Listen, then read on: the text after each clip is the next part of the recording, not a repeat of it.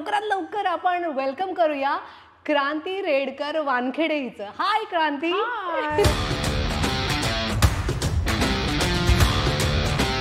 सोनालीने माझ्या घरी येऊन डोंगरभर कोलंबीचा पुलाव. My pregnancy was bedridden pregnancy. जे काही वादळ आलं होतं, जे काही प्रॉब्लेम्स आले होते, ते एक युगामध्ये सच और झूठ की लढाई हुई.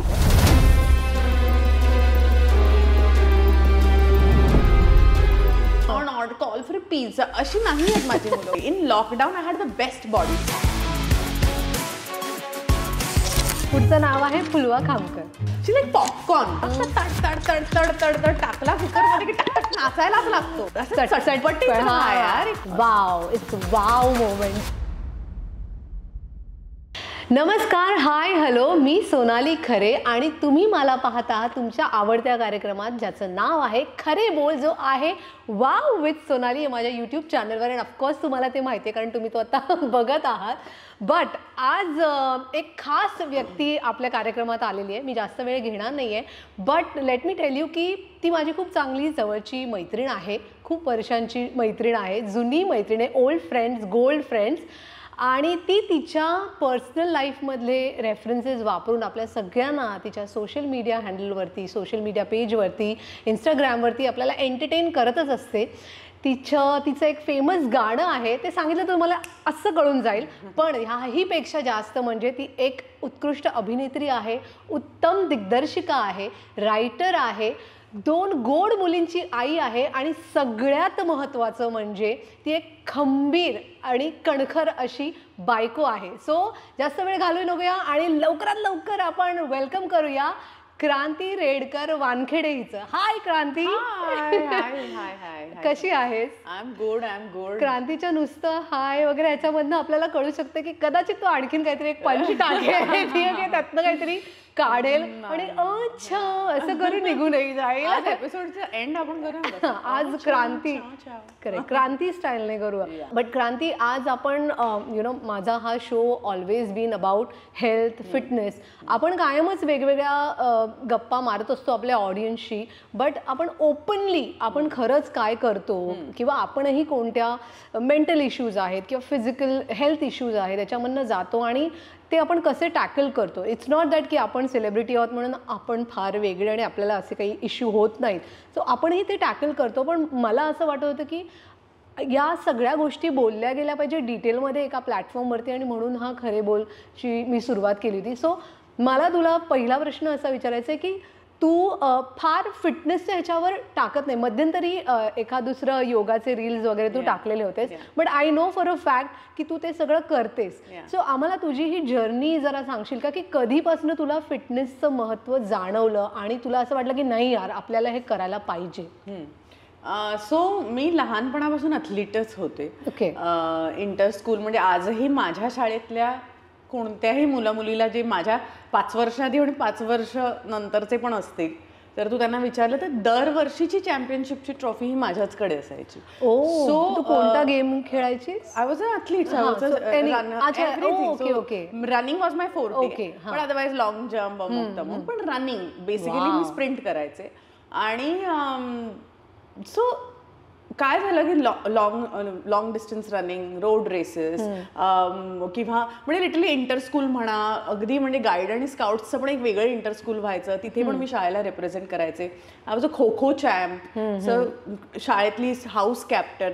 सो आजही तू माझे लेग्स बघितले, they are all toned because they been toned correct. Childhood. तू तुझं फिजिक कसं दिसतंच, you look like a fit personality. So मग काय झालं, मला ना मध्ये निमोनिया झाला आणि लॉंग डिस्टन्स रनिंग करत होते त्या काळात, आणि निमोनिया नंतर माझे ना लंग्स खूप वीक झाले.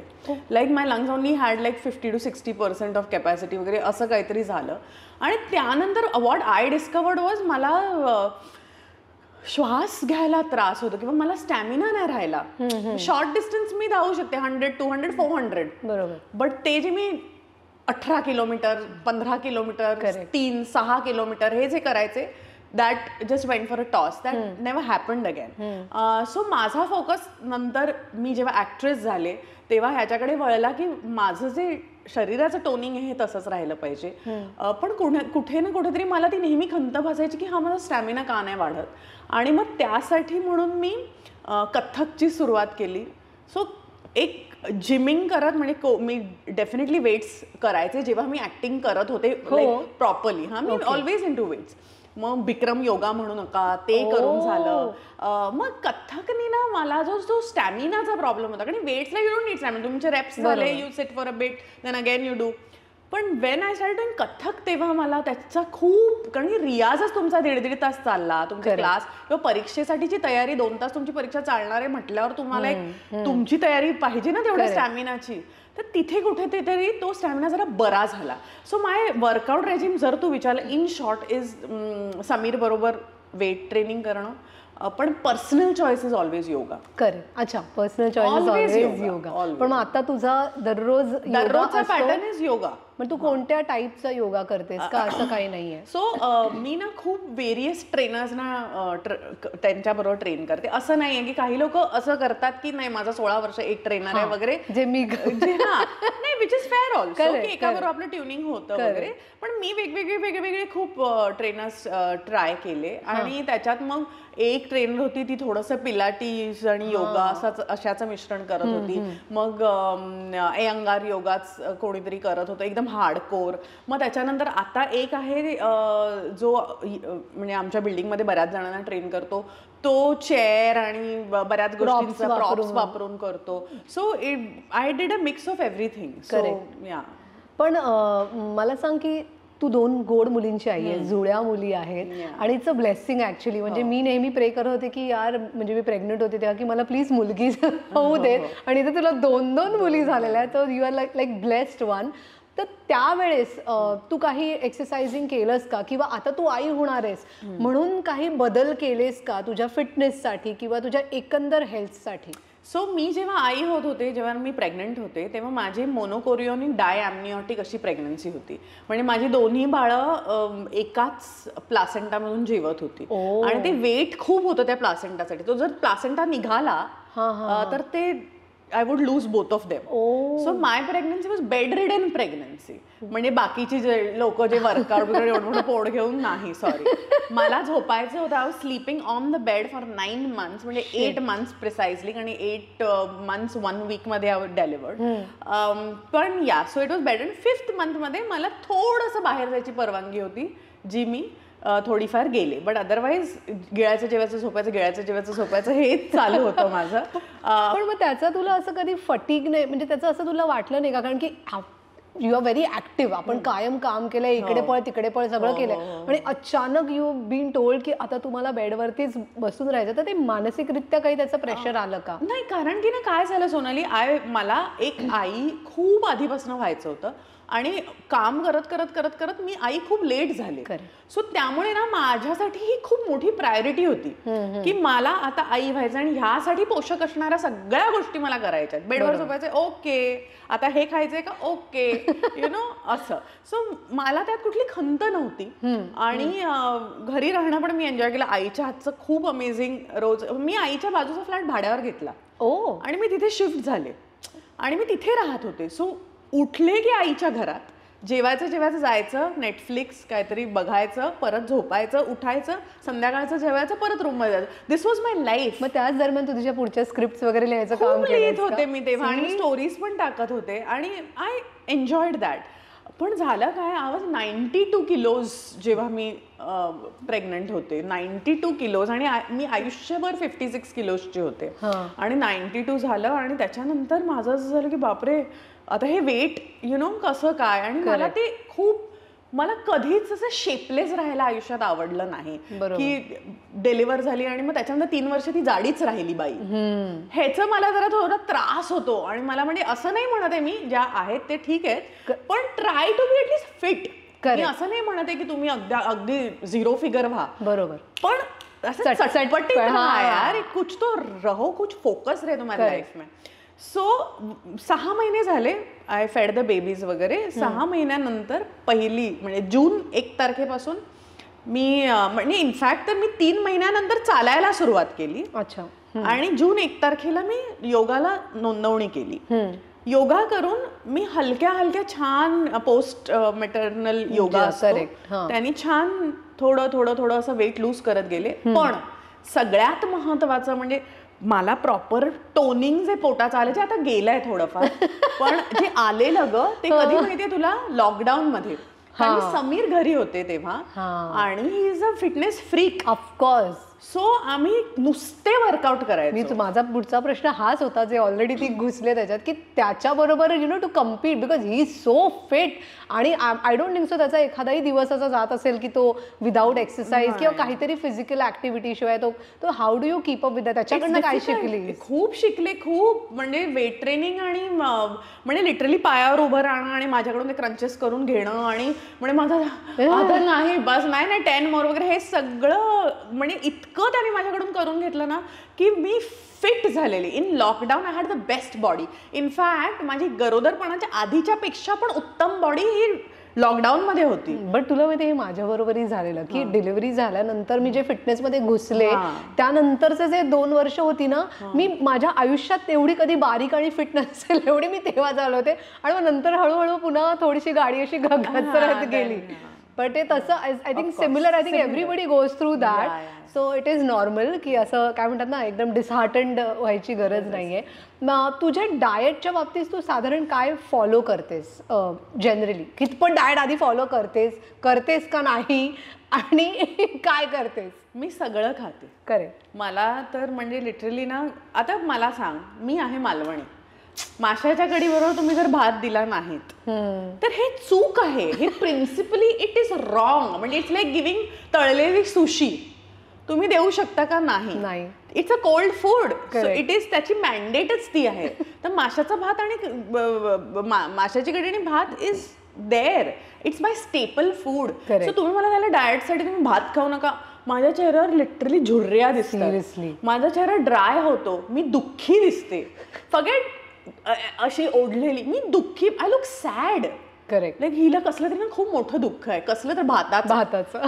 सो म्हणून मी काहीही सोडत नाही खाणं. पण तुम्ही म्हणा डोंगरभर भात तर नाही जो मी केला होता तुझ्याकडे. सोनालीने माझ्या घरी येऊन डोंगरभर कोलंबीचा पुलाव खाल्ला कारण तिने इतका उत्कृष्ट बनवला होता तो. I think I have never माझ्या लाईफ मध्ये मी इतका सुंदर कोलंबीचा पुलाव खाल्लेलाच नाहीये आणि ती माझी तिच्याकडे कायम रिक्वेस्ट असते जी पेंडिंग करणार आहे मी पूर्ण लवकर बघूया. नाही खरंच करणार.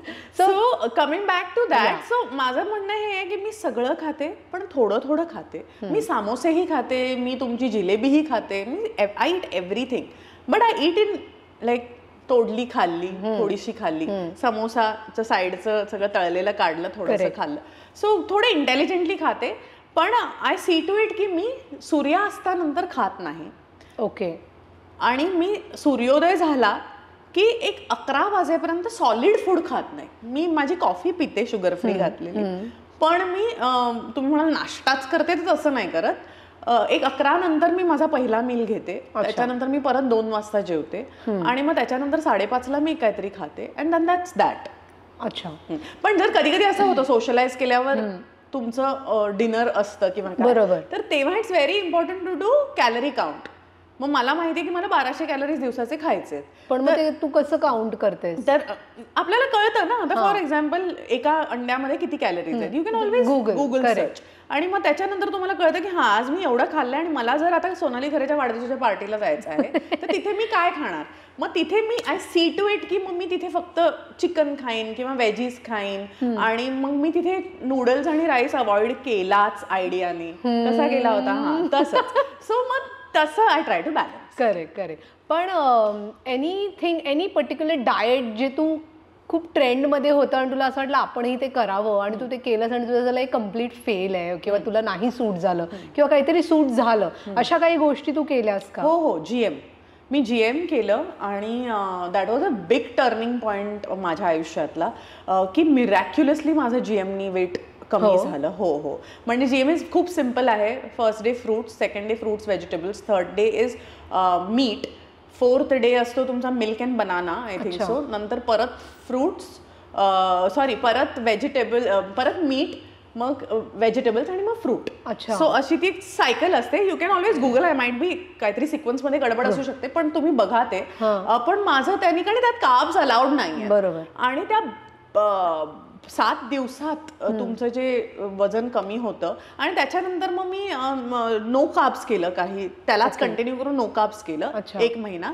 मग लो कार्ब नो कार्ब केलं ओ बापरे 1 महिना आणि मग मी कंटिन्युअस लो कार्ब वर गेले. ओ सो हे 3 महिन्याचं प्रॉपर डाएट मी केलं आणि त्याचा मला खूप फायदा झाला. पण मग ते जीएम फक्त आठवडाभरच करायचं का? आणि असं महिन्यातनं का 2 महिन्यातनं एकदा किंवा कसं असतं ते? नाही, मी माझं जे एक्सेस झालेलं की एक्सेस माझे 3 किलो आहे 4 किलो आहे ते मला आता तुम्ही जर 100 किलोचे असाल आणि मग तुम्हाला जीएम करायचं असेल तर मग ते आय माइट नॉट सजेस्ट. आणि त्याच्यात हेल्थ प्रॉब्लेम्स पण खूप असू शकतात जे खूप ओव्हरवेट आहेत. पण अशी जी लोक आहेत ना जी ओव्हरऑल फिट आहेत पण अरे यार जरा आउटडोअरला जाऊन आले, हॉलिडेला जाऊन आले आणि माझे 7 किलो वाढले. बरोबर. So for that GM is very nice.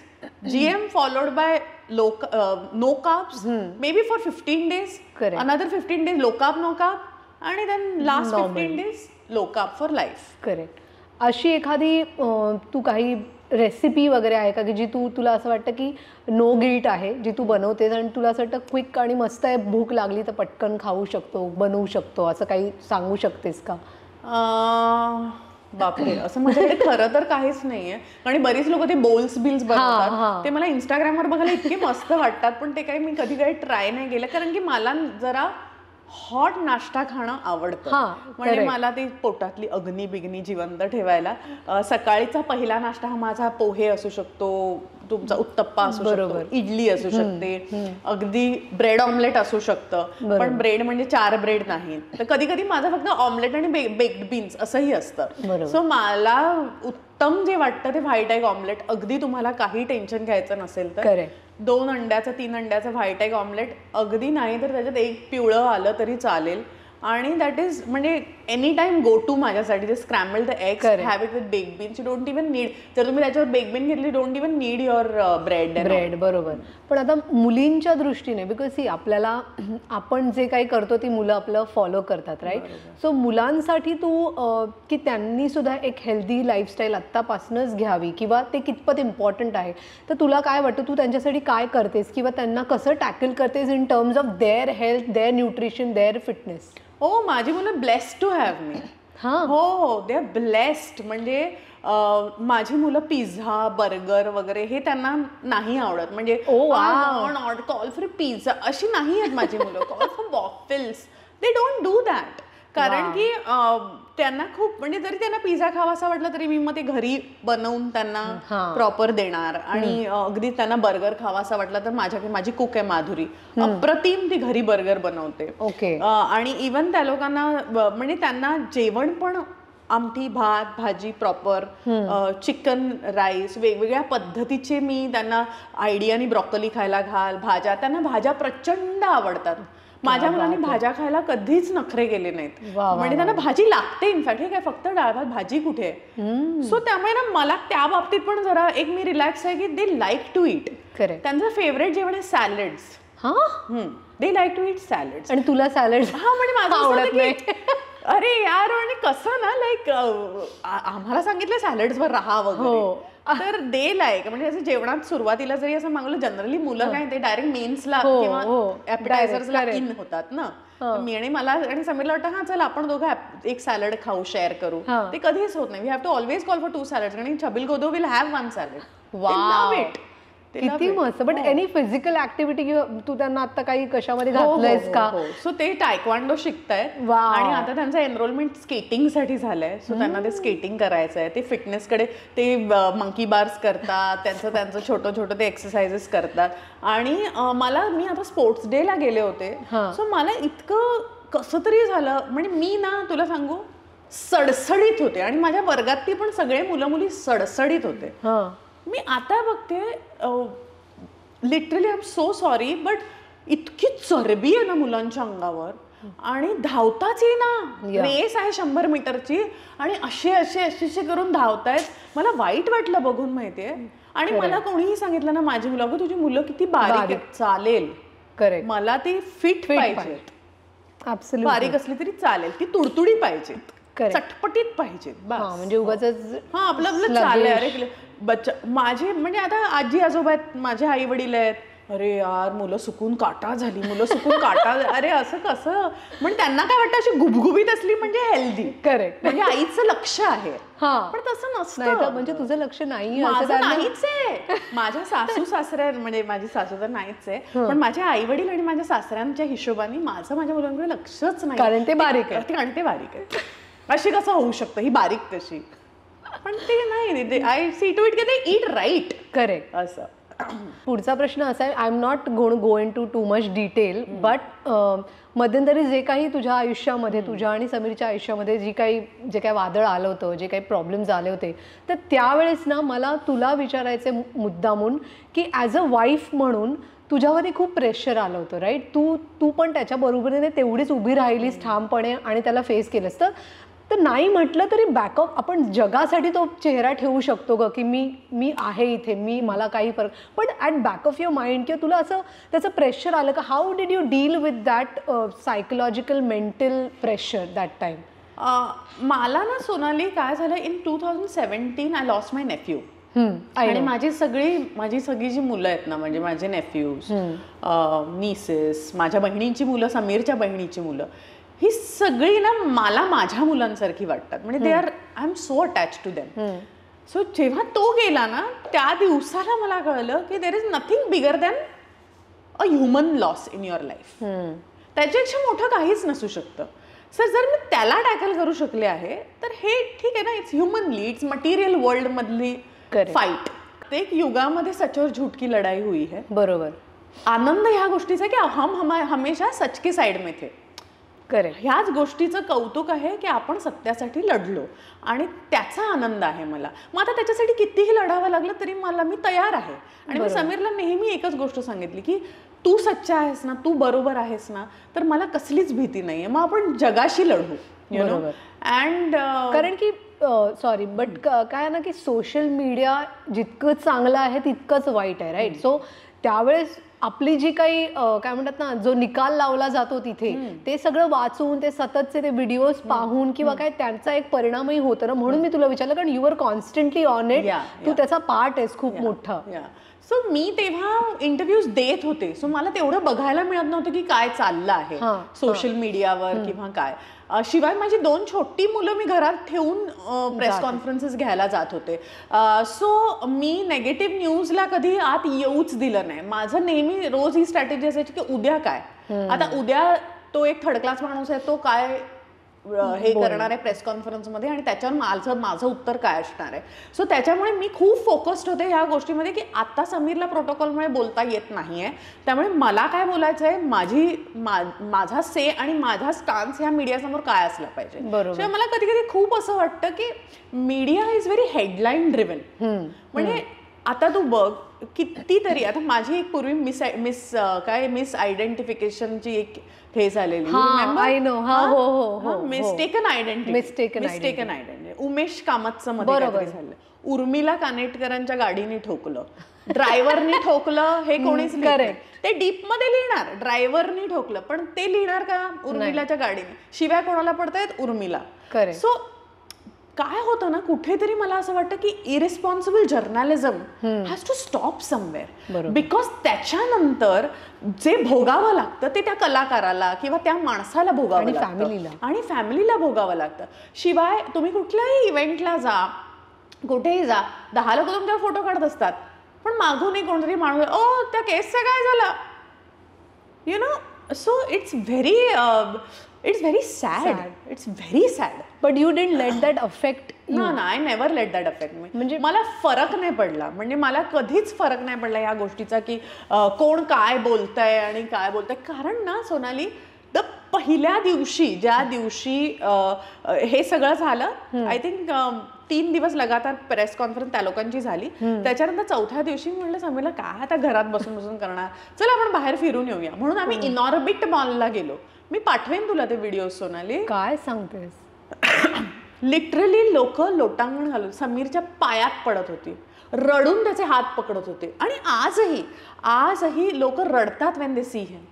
The way तुम्ही जशी फाइट केली, मॅडम आप जैसे इन सर के साथ खड़ी रही, हमारे लिए सब कुछ है. यू नो, एक अच्छा इंसान जीना चाहिए. एक अच्छे इंसान को म्हणतो ना, एक चांगला माणूस तरला पाहिजे, तर माणूस की जिवंत राहते. Correct, absolutely. तर हे अनुभवायला मिळालं. म्हटलं की ते काय बोलतात ते बोलू दे ना, माझी माणसं ही आहेत, माझी जनता ही आहे. जर ही लोक आपल्या बरोबर आहेत तर मग कोणाला काहीही बोलू दे, मला काही फरक पडत. सो तेच मी मुद्दा हे विचारण्याचं कारण हेच की कारण बरेच जण, आपणच नाही तर नॉर्मल आपले जी ऑडियन्स आहे ते पण अशा वेगवेगळ्या मेंटल प्रेशर्समध्ये जात असतात. तर ते कसं हँडल केले पाहिजे, आता त्याला किती इम्पॉर्टन्स दिला पाहिजे ते मला, because you went through a really this thing challenging time. So तू जर काय तुझा पर्स्पेक्टिव्ह चेंज केलास तर कधी कुठेतरी काही लोकांना त्याची मदत होऊ शकते की how to look at such things, you know, की किती इम्पॉर्टन्स द्यायचा स्वतःचा पीस ऑफ माइंड आणि लोकांचं बोलणं ह्याला. ऑफकोर्स. आणि काय तेच आणि मला नेहमी लोक विचारतात ना, हो तुमची स्किन ग्लो कशी करते, की तुमची स्किन, इवन तुझी स्किन बघ किती छान आहे. मला नेहमी असं वाटतं की जर तुम्ही आतमध्ये कुरत राहिलात, म्हणजे सासू माझ्या जावेला अरे काय मस्त जेवण बनवलंय, पण ती मला नाही बोलली की ही भाजी तुझी चांगली झाली आहे. ही गोष्ट काही बायका एक आठवडा धरून बसतात की माझं का नाही झालं, मला काय नाही झालं. ही एक एक्झाम्पल देते. पण अशा गोष्टी मनात घालून ना कुरत बसतात, आतमध्ये सलत बसतात. आई ग असं का झालं, ओव्हर थिंकर्स. आणि मग त्याच्यानंतर तुम्हाला ते डार्क सर्कल्स येतात, तुमच्या चेहऱ्यावर तुम्हाला पिंपल्स येऊ लागतात. तुम्ही साधा मनात दुसऱ्याविषयी वाईट विचार आणला तरीही तुमच्या चेहऱ्यावर एक पिंपल येणार. Correct. Don't think negative, you have to be positive. आणि ह्या गोष्टीचा ओव्हर थिंकिंग न करण्याचा. मला लोक विचारतात तुम्ही शांतपणे झोपता का? म्हटलं हो, मी मस्त समीर आहे. मला काय म्हणजे मी तर झोपायचेच, पण मी ना कधी असं बाजूला बघितलं ना, समीर पडायचा त्या काळात, those 15-20 days of circus that was happening. तेव्हाही समीर झोपला की असा झोपला, he used to be asleep.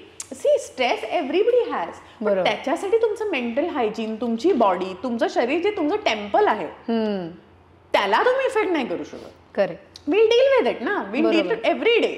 But that is not life. That is a part of your life. That struggle is a part of your life, is what I feel. किती छान यार, मस्त. मला ऍक्च्युली आपलं असं ह्याविषयी बोलणं झालं नव्हतं, सो मलाही खूप छान वाटलं ऐकून की बिकॉज आय वॉज थिंकिंग यार काय होत असेल हिचं तिकडे, यु नो, किती प्रेशरमध्ये असेल का, will she be depress. So I am so happy to hear हा different point of view, the way you handled it. It is hats off to her. आणि ऑफकोर्स समीर, आणि तुला तर माहिती आहे माझा नवरा कायमच त्याचा फॅन होता आहे. आणि विजय हा पहिला कलावंत होता ज्यांनी व्हिडिओ बनवून समीरच्या पाठिंब्यात एक प्रॉपर व्हिडिओ बनवून रिलीज केला. आणि मला असं वाटतं त्यावेळेला जेव्हा बॉलिवूडही घाबरत होतं समीरला सपोर्ट करायला, आपल्या मराठी इंडस्ट्री घाबरत होती, त्यावेळेला विजय उभा राहिला. आणि मला असं वाटतं 17 वर्षाची जी सर्व्हिस झाली ज्या माणसाची, आणि त्याच्या करिअरवर एक डाग नाही. आणि असा म्हणजे लखलखत्या सोन्यासारखं करिअर त्याचं, मेडल्स म्हणू नका, ब्रेव्हरीचं म्हणू नका, हायेस्ट केसेस बुक करण्याचं म्हणू नका, सगळ्याचे. आणि सडनली एक केस होते आणि त्याच्यामुळे हा असा आहे, करप्ट आहे, अमुक आहे तमुक आहे. It was ridiculous. म्हणजे माझं असं झालं नाही, चल ले लेंगे, लढ लेंगे, और बता और क्या है. Wow, it's wow moment. Very nice.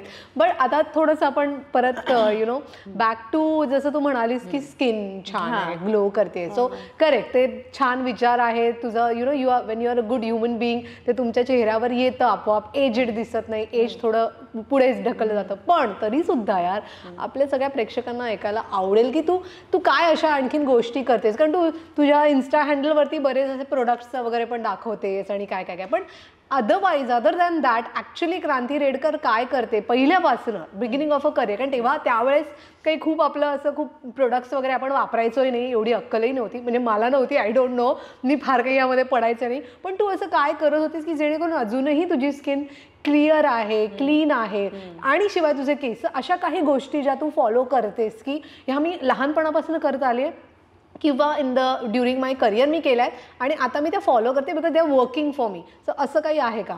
मला असं वाटतं eating right is very important. मी खूप बाहेरचं खात नाही.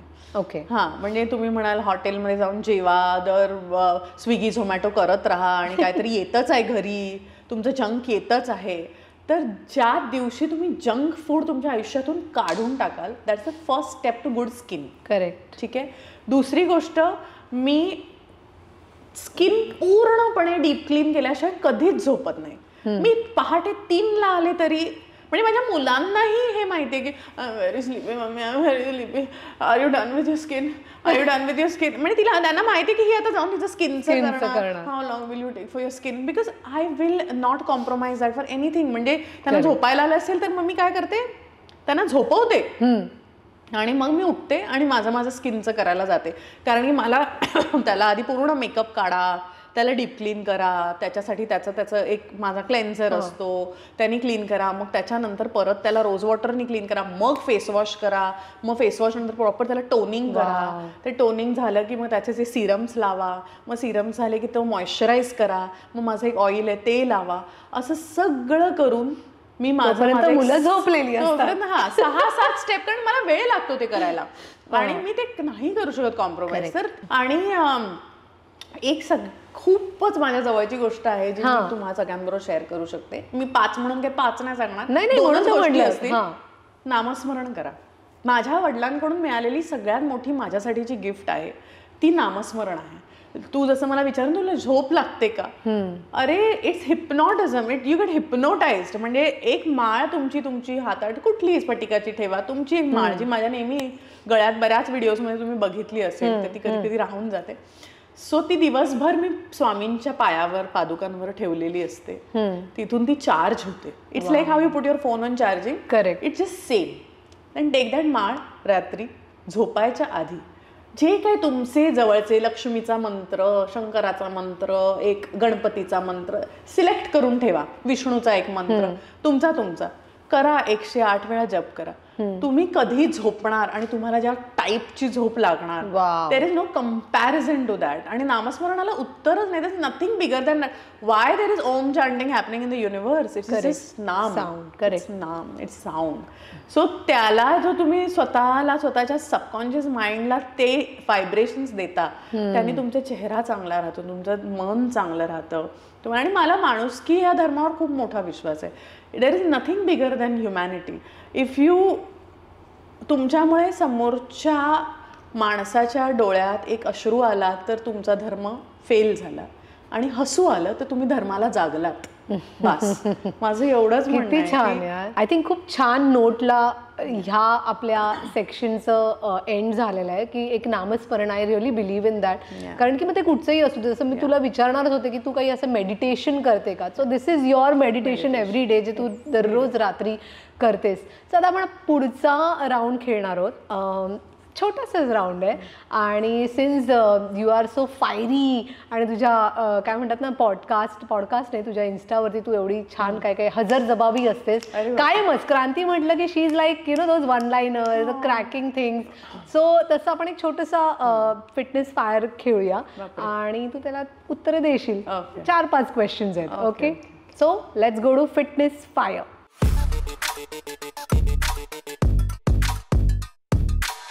सो फिटनेस फायर मधला आपला पहिला प्रश्न आहे, तुला कोणाबरोबर वर्कआउट करायला आवडेल? अमृता संत, उर्मिला, जितू जोशी. अरे देवा, मला जेन्युइन करायचं असेल खरंच तर उर्मिला. पण ह्या दोघांबरोबर काही शक्यच नाहीये, कारण की अमृता संत आणि मी फक्त हसत राहू आणि 10 वेळा ती पडेल. म्हणजे तो मला योगा होईल तुमचा, काय तो लाफ्टर योगा करायचा असेल तर ते. आणि जित्याबरोबर तर म्हणजे चल हे सगळं बिलीव्ह नाही करताय. अरे खा पी मस्त रे, काय नाही होत का वगैरे असं करून ते सोड का येते असं करून जित्या मला करेल. ओके, समजा एखाद्या आयलंडवरती तू ह्या 3 व्यक्तींबरोबर असशील, तर कोणाबरोबर वर्कआउट करशील, कोणाबरोबर ॲडव्हेंचर्स करशील आणि कोणाला तू तिकडे सोडून निघून येशील. ओके, ती 3 नावं आहेत, मनवा नाईक, फुलवा खामकर आणि अदिती सारंगधर. वर्कआउट करेन मी फुलवा बरोबर.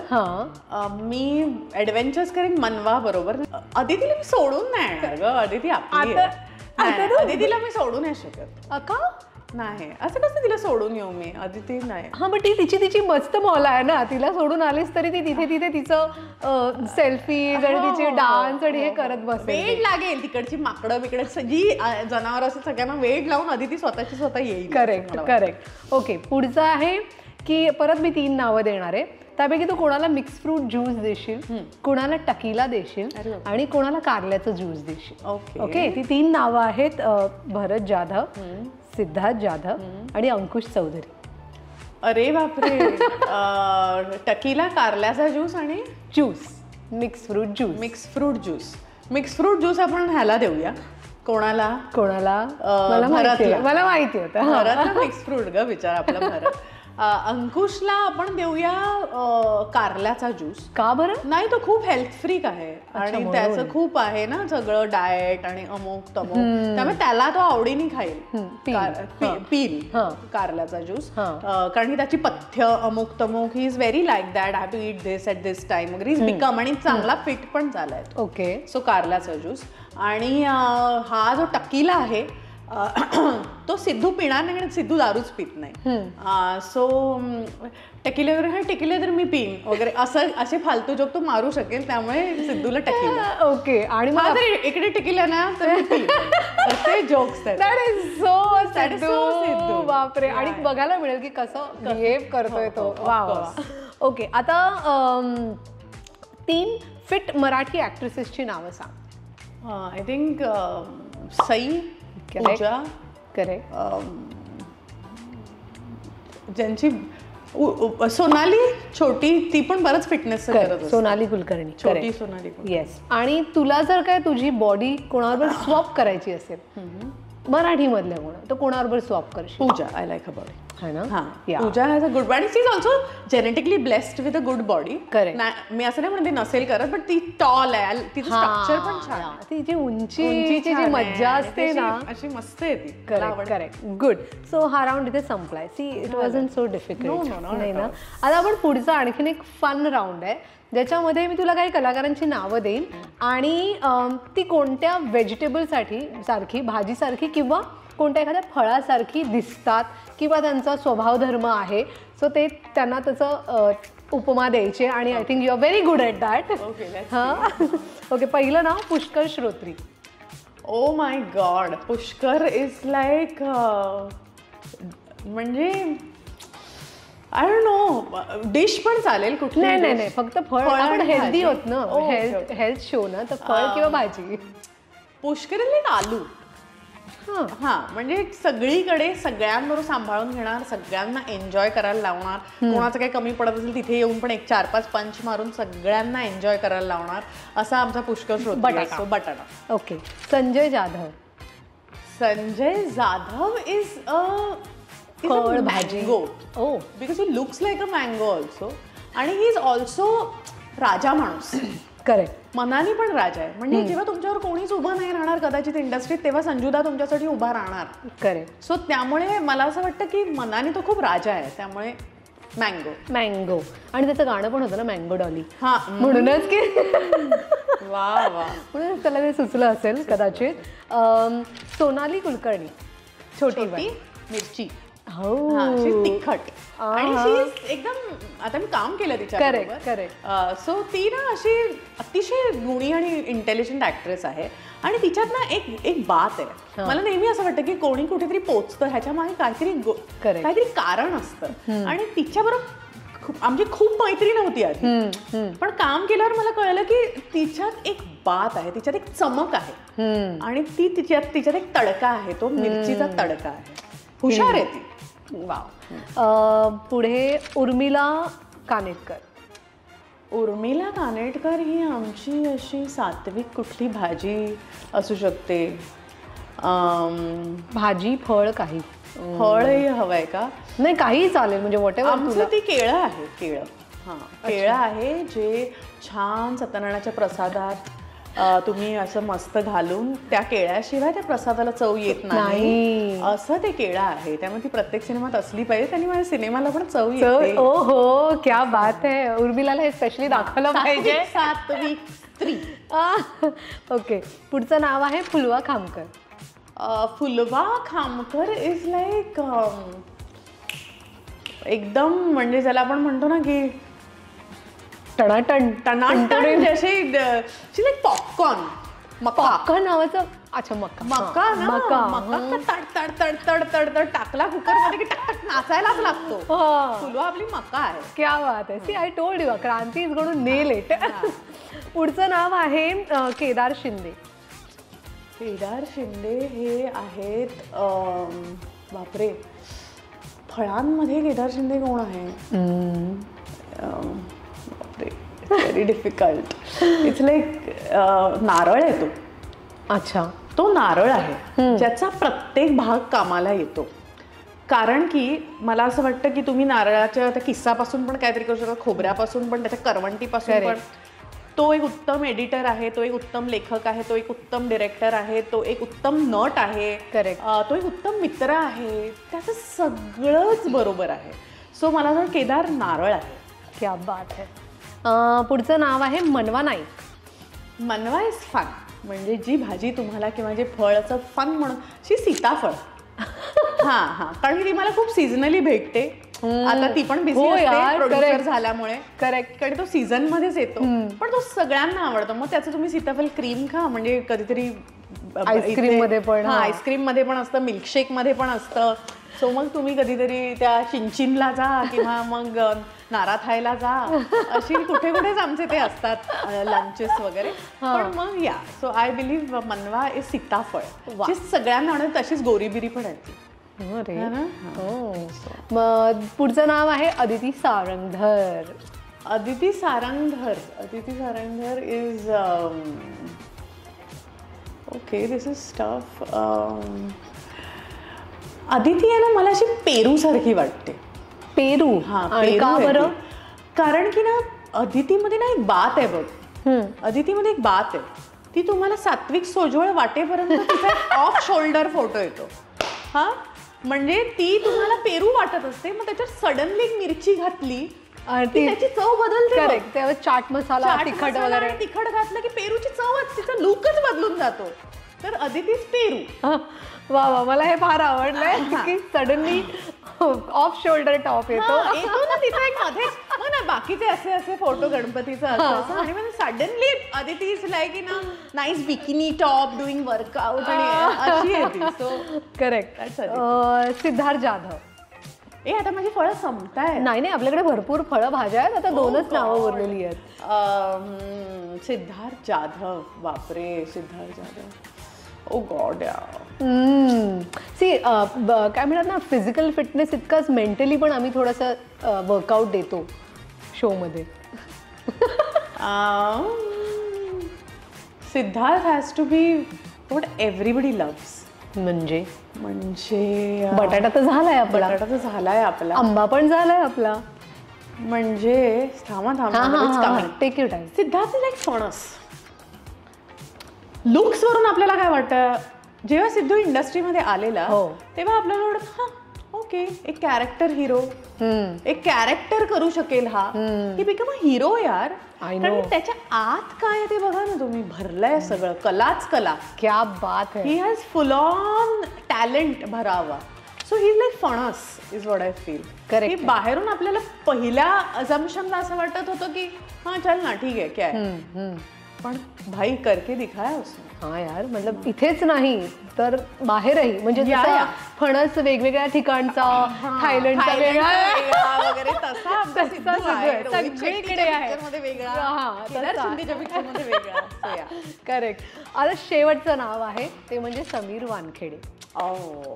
समीर वानखेडे. आता काय Sameer is caviar. Expensive. Is exquisite. Is just unavailable. He's too special. He's like oh my god. म्हणजे he's rare. म्हणजे मिळतच नाही तशी माणसं. तो रेअर आहे खूप. क्या बात. आणि वन ऑफ अ काइंड आहे. आणि म्हणजे मला तर नेहमी असं वाटतं की अशी लोक खूप कमी जन्माला येतात जे ह्या क्वालिटीज घेऊन जन्माला येतात. सो जे आपण एक्झॉटिक फूड्स किंवा एक्झॉटिक आता तू फ्रुट्स आणि व्हेजिटेबल म्हणाल त्यात कॅव्हियर येत नाही पण तुझ्यासाठी एक्सेप्शन आहे कारण माणूस एक्सेप्शनल आहे. So he is very very exotic. Nice nice. मस्त. किती छान. म्हणजे आम्हाला जी क्रांतीकडनं अपेक्षा होती त्याला ती खरी उतरलेली आहे, कारण ती खरे बोल शो वरती आहे. पण हे होणारच आहे क्रांती बरोबर असल्यावर. तसं नाही सुचणार नाही तर अदरवाईज मला एवढं सुचणार नाही, पण ते संगतीचा परिणाम असतो ना, तसं ते आपोआप आलेलं आहे. तर थँक्यू सो मच क्रांती. खूप मस्त वाटलं तुझ्याबरोबर गप्पा, अशा वेगळ्या प्रकारच्या गप्पा करून. अदरवाईज आपली भंकस चालू असते, पण आज ह्या शोच्या निमित्ताने मला तू काय करतेस तुझ्या आयुष्यामध्ये, little bit of fitness, mental health या सगळ्या दृष्टीने. सो त्याकरता एक छोटीशी भेट आम्ही देतोय की जेणेकरून तुझ्या ती लक्षात राहील आणि आय एम शुअर ती तू वापरशील, ती तू यूज करशील. सो हे आहे ते छोटंसं gift. Please take this and a big thank you आमच्या पूर्ण टीमकडून, खरे बोलकडून, वाव विथ सोनालीकडून. तू अशीच राहा कायम. काय म्हणतात ना, मगाशी जसं म्हणालीस की आतनं एक छान ह्युमन बिईंग, ज्याचा ग्लो आणि ज्याचा प्रेझेन्स सगळ्यांना खूप आवडेल, ज्या व्यक्तीचा, आणि सगळीकडे जाशील तिथे पॉझिटिव्हिटी पसरवशील आणि ती तू नेहमीच करत असतेस आणि आम्हाला हसवायचं काम करतेस. ज्या तुझ्या सोशल मीडिया हँडलवर, इन्स्टावरती तुझे जे काही गोष्टी टाकत असते त्या आम्हाला खरंच कधी कधी खूप प्रोत्साहितही करतात. आणि I am talking in behalf of all the audience, कारण मलाही खूप वेळा कसं होतं ना की आपल्या दैनंदिन आयुष्यामध्ये कधी कधी आपण अप्स अँड डाऊन्स, बऱ्याच वेळेला असे डल असतो आणि अचानक तुझा एखादा असा व्हिडिओ येतो आणि एक छोटंसं हसू आपल्या चेहऱ्यावर येऊन जातं. सो ते असणं खूप गरजेचं आहे. म्हणजे सोशल मीडियाला जितकं आपण वाईट वाईट बोलतो तितकंच कधी कधी अशी व्यक्तिमत्व किंवा अशा काही गोष्टी आपल्याला हसवून जातात, थोडंसं लाईट मूड देऊन जातात आणि ते महत्त्वाचं काम क्रांती करत असते. फार छोट्या छोट्या गोष्टी असतात ज्यांना आपण रिलेट करतो पण आणि एन्जॉय करतो. सो प्लीज कंटिन्यू दॅट, जेणेकरून आमची मेंटल हेल्थ चांगली राहील. So thank you once again. आणि तुम्हाला मी हे सांगेन की प्लीज वाव विथ सोनाली या चॅनलला लाईक, शेअर, सबस्क्राईब करा. एक बेल आयकन आहे साईडला, त्याच्यावर क्लिक करा, म्हणजे जेव्हा कधी आमचे नवीन व्हिडिओज येतील तेव्हा तुम्हाला एक नोटिफिकेशन येईल. सो पाहायला विसरू नका खरे बोल. थँक्यू सो मच क्रांती. पुन्हा एकदा एक छोटीशी रिक्वेस्ट, प्लीज आमच्या प्रेक्षकांना आमच्या चॅनलला लाईक, शेअर, सबस्क्राईब करायला सांगशील, कारण ते तुझं ऐकतात ना.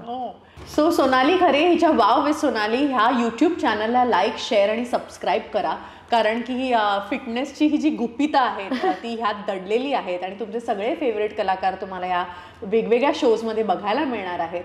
So like, share and subscribe soon as possible.